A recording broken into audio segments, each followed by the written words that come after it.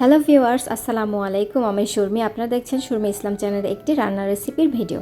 আজকে কিন্তু আপনাদের সঙ্গে আরেকটি নতুন রেসিপি নিয়ে হাজির হয়েছি। আজকের রেসিপির নাম কিন্তু লাচ্ছা সেমাইয়ের মিষ্টি রেসিপি। আসছে ঈদে আপনারা কিন্তু এই রেসিপিটি বানিয়ে পরিবারকে উপহার দিতে পারেন। তাহলে চলুন দেখে নিই কীভাবে আজকে আমি এই মিষ্টি রেসিপিটি তৈরি করি।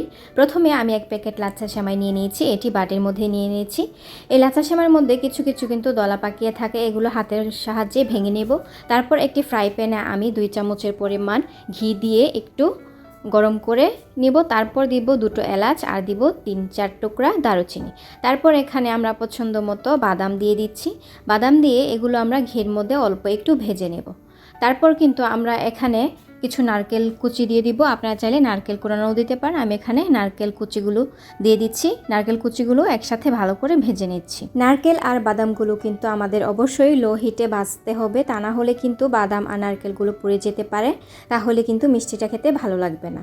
এরপর এগুলো ভাজা হয়ে এলে কিন্তু আমরা এখানে লাচ্ছা সেমাইগুলো দিয়ে দিচ্ছি। লাচ্ছা সেমাইগুলো দিয়েও কিন্তু আমরা অল্প আঁচে এগুলো ভালো করে ভেজে নিব আর অনবরত নাড়তে থাকবো যেন নিচে পুড়ে না যায়, এটা আমরা ভালো করে খেয়াল রাখবো। তারপর ভাজা হইলে কিন্তু আমরা এখানে তরল দুধ দিয়ে দিয়েছি 1 কাপ পরিমাণ। আমি এখানে 1 কাপ পরিমাণ দুধ দিয়ে দিয়েছি। দুধ দিয়ে এগুলো ভালো করে দুধের সাথে মিশিয়ে নিচ্ছি। তারপর কিন্তু আমরা এখানে আধা কাপ পরিমাণ চিনি দিয়ে দিচ্ছি। আপনারা কিন্তু মিষ্টির পরিমাণটা বুঝে দিবেন, আপনারা যে যেরকম মিষ্টি খান সেরকম কিন্তু মিষ্টিটা দিয়ে দিবেন। আমি এখানে চিনি দিয়ে এগুলোকে ভালো করে নেড়েচেড়ে মিশিয়ে নিচ্ছি। আর হ্যাঁ, রান্নার এই পর্যায়ে আমার ভিউয়ার্সদেরকে বলছি, যারা আমার ভিডিওটি দেখছেন তারা কিন্তু অবশ্যই আমার চ্যানেলটি সাবস্ক্রাইব করে দিবেন। আর যারা আগে থেকে সাবস্ক্রাইব করে দিয়েছেন তারা কিন্তু সুন্দর একটি কমেন্ট করে যাবেন। এখন আমি রান্নার মধ্যে লাচ্ছা সেমাইয়ের মধ্যে কিছু গুঁড়ো দুধ দিয়ে দিয়েছি। এখানে আমি অল্প একটু কনডেন্স মিল্কও অ্যাড করব। গুঁড়ো দুধটা আমি একটু ভালো করে স্প্যাচুলার সাহায্যে ভালো করে মিশিয়ে নিচ্ছি। দেখতে পাচ্ছেন আপনারা।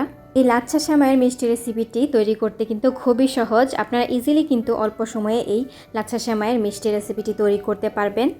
আমার কিন্তু খুব বেশি সময় লাগেনি এই মিষ্টি রেসিপিটি তৈরি করতে। এখন আমরা এখানে কনডেন্স মিল্ক দিয়ে দিব। আপনারা আপনাদের পরিমাণ মতো কনডেন্স মিল্ক দিয়ে দিবেন।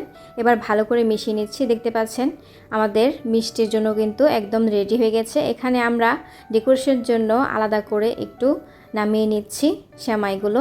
দেখতে পাচ্ছেন আমি বাটির মধ্যে অল্প একটু নামিয়ে তারপর বাকি অংশগুলোর মধ্যে আমি একটু জর্দা রং মানে অরেঞ্জ ফুড কালার দিয়ে দিচ্ছি এবং ভালো করে মিশিয়ে নিচ্ছি।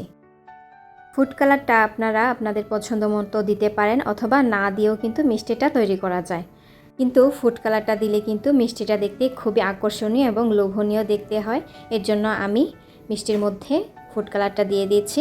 এবার দেখতে পাচ্ছেন আমি 2 ভাগে ভাগ করে নিয়ে নিয়েছি। এখানে প্রথমে কিন্তু আমরা যেটা ফুড কালার দিয়ে সেমাইটা রেডি করেছি এটা হাতের মধ্যে নিয়ে ডো করে নেব। তারপর আমরা মাঝখানে আগে থেকে নামিয়ে রাখা সেমাইগুলো দিয়ে ভিতরে দিয়ে ভালো করে এটি একটি গোল মিষ্টির মতো বানিয়ে নিচ্ছি। দেখতে পাচ্ছেন খুব সহজেই কিন্তু বানানো যায়। এই তো দেখতে পাচ্ছেন আমি কিন্তু একটি বানিয়ে নিয়েছি। এরকমভাবে সবগুলো কিন্তু আমরা বানিয়ে নেব। আমি সবগুলো বানিয়ে নিয়েছি। মিষ্টিগুলো আরও সুস্বাদু করার জন্য আমরা এখানে গুঁড়ো দুধ ইউজ করছি। মিষ্টির উপর দিয়ে আমি একটি একটি করে গুঁড়ো দুধগুলো লাগিয়ে নিয়েছি।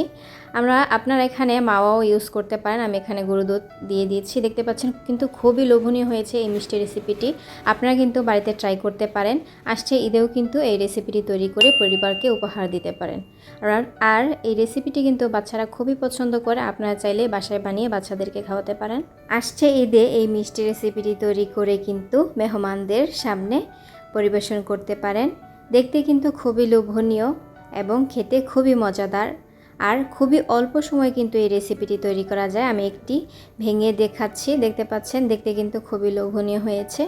আশা করি আপনাদের এই রেসিপিটি খুবই ভালো লেগেছে। ভালো লেগে থাকলে অবশ্যই একটি লাইক করে যাবেন আর একটি সুন্দর কমেন্ট করে যাবেন। আপনাদের সুন্দর একটি কমেন্ট কিন্তু আমাকে পরবর্তী ভিডিও বানাতে আগ্রহ জাগায়। দেখা হবে অন্য কোনো দিন অন্য আরেকটি নতুন রেসিপি নিয়ে। আসসালামু আলাইকুম, আল্লাহ হাফেজ।